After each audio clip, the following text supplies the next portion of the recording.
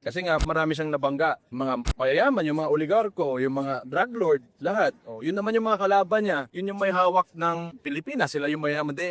Nasa position of power sila. So ngayon, yung pagbaba ng tatay ko, pinagtulungan nila. Kasama nila yung pangag na presidente yun.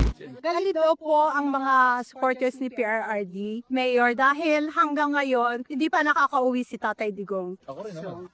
Tayo lahat naman. Sino bang di galit? Kaya nga, sige lang, tiis lang. Katulad nga na sinabi ko, mga kadalasan sa buhay, yung mga magagandang nakukuha mo, pagdiisan, kailangan mong paghirapan. So, ganun talaga. Isipin na lang natin na kasama to sa proseso. Kasi kung hindi tumakbo yung tatay ko, hindi nyo siya narinig, di niya ginawa yung ginawa niya pa sa Pilipinas nung panahon na naging presidente siya, hindi nyo mararamdaman at makikilala si Panginoon Duterte.